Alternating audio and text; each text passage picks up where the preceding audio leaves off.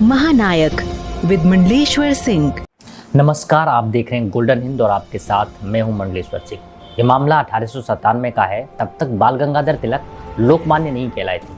1897 में महाराष्ट्र में प्लेग की बीमारी ने पूना और आसपास के इलाकों में आफत मचा दी थी। बाल गंगाधर तिलक पूना में रहकर इस महामारी से निपटने में सरकार की मदद कर रहे थे, लेकिन साथ साथ वे सरकार की बेरुखी और उसके बद इंतजामात पर केसरी में बेहद तल्ख लफ्जों में उसकी आलोचना भी कर रहे थे।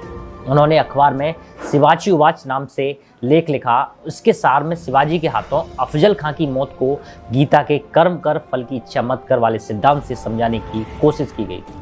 तिलक ने लिखा था, चोर घर में घुस आए और आपके पास इतनी हिम्मत नहीं है कि उससे लड़ सकें तो उसे घर में बंद करके आग लगा दो। भगवान ने हिंदुस्तान किसी तस्तरी में रखकर विदेशियों को नहीं दिया है। डरो मत, अपराध बोध से बाहर निकलो और कर्म करो। इस लेख से हंगामा खड़ा हो गया था। ब्रिटिश सरकार का कहना था कि तिलक ने अपने अखबार में भड़काऊ बातें लिखकर सरकार के खिलाफ विद्रोह किया है। इसको अंग्रेजी में सेडिशन और हिंदी में राजद्रोह कहते हैं। सरकार का मानना था कि इस लेख से लोग भड़क गए और इसी की वजह से चापेकर बंधुओं ने 27 जून 1897 को प्लेग कमेटी के चेयरमैन रैंड और लेफ्टिनेंट अयस्ट की हत्या कर दी। सरकार ने तिलक को इसके लिए जिम्मेदार माना और भारतीय दंड संहिता की धारा 124A के तहत उन्हें गिरफ्तार कर लिया। पर हकीकत कुछ और थी। 1870 में जब भारत में अखबार ने अपने पैर जमाने शुरू किए थे, तभी से हिंदी और स्थानीय भाषाओं के अखबार अंग्रेज सरकार की आलोचना करने लगे थे।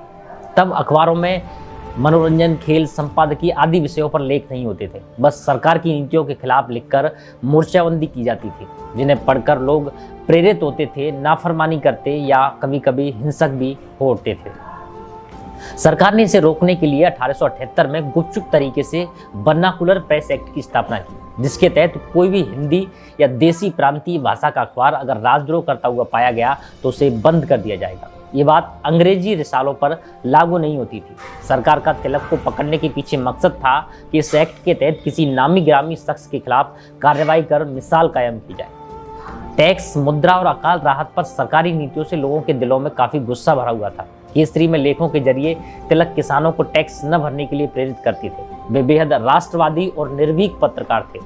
वे पहले नेता भी थे जिन्होंने किसानों और निम्न वर्ग को कांग्रेस के साथ जोड़ने की बात की थी। उन्होंने लिखा था कि किसानों को देश की आज़ादी के मुद्दे से जुड़ना होगा और अगर कांग्रेस उन्हें अपने साथ जोड़ लेती है तो सरकार द्वारा कांग्रेस की अनदेखी मतलब किसानों की अनदेखी होगी। सरकार रैंड और लेफ्टिनेंट अयस्ट की हत्या में तिलक का हाथ होने में साबित करने में जुट गई, जबकि उन्होंने इन हत्याओं की निंदा की थी। जब सरकार ऐसा करने में असफल रही तो उसने तिलक को धारा 124A के तहत 27 जुलाई 1897 को गिरफ्तार कर लिया। जस्टिस जेम्स की अदालत में तिलक पर मुकदमा चलाया गया। उन्होंने अपने पर लगे इल्जामों को मानने से इनकार कर दिया। तिलक पर असंतोष फैलाने का इल्जाम सिद्ध हुआ। सुनवाई के बाद लिखे फैसले में असंतोष की परिभाषा करते वक्त स्ट्रेची ने इसको दुर्भावना, नफरत और दुश्मनी जैसे लफ्जों से जोड़कर ज्यूरी को प्रभावित कर दिया और 6-3 के अनुपात में उन्हें दोषी माना गया। जिन ज्यूरी के 3 सदस्यों ने उन्हें निर्दोष माना था वे भारतीय थे। तिलक को 18 महीने की कड़ी सजा सुनाई गई। तब तिलक विधान परिषद के सदस्य भी थे। इस फैसले ने तिलक की लोकप्रियता को चरम पर पहुंचा दिया। उनका जीवन लोगों के लिए नजीर की तरह पेश हुआ और उन्हें लोकमान्य की उपाधि से नवाज दिया गया। देश में जबरदस्त विरोध प्रदर्शन हुए। इसे प्रेस की आज़ादी के हनन के तौर पर देखा गया। भारतीय राजनीति के पितामह कहे जाने वाले दादा भाई नौरोजी उस वक्त लंदन में थे। उन्होंने सरकार को यह कहते हुए जमकर कोसा कि प्रेस का गला घोटना अंततः सरकार को ही भारी पड़ेगा। तो एक किस्सा है भारत में प्रेस की आज़ादी की पहली लड़ाई का। बतौर एडिटर तिलक के लिए बड़ा आसान था सजा से बच निकलना। उनके कई सगे साथियों और लोगों ने उनसे लेखों में अंग्रेज सरकार की गई निंदा पर माफ़ी मांगने की सलाह दी। तिलक ने इससे साफ इनकार कर दिया। उनका कहना था, मेरा चरित्र ही लोगों में मुझे बतौर नेता स्थापित करेगा। सरकार का उद्देश्य पूना के लीडरों को नीचा दिखाने का है। सरकार मुझे कच्ची ईख मानने की गलती कर रही है। उन्होंने ये भी कहा, याद रहे एक सीमा के बाद हम जनता के सेवक हैं। अगर आपने मुश्किल वक्त में अपने मजबूत चरित्र का प्रदर्शन नहीं किया तो आप उन्हें धोखा देंगे। इंडियाज स्ट्रगल फॉर इंडिपेंडेंस में चर्चित इतिहासकार बिपिन चंद्र लिखते हैं कि प्रेस की आज़ादी के लिए जितना संघर्ष तिलक ने किया शायद उतना किसी और ने नहीं। महानायक विद मंडलेश्वर सिंह।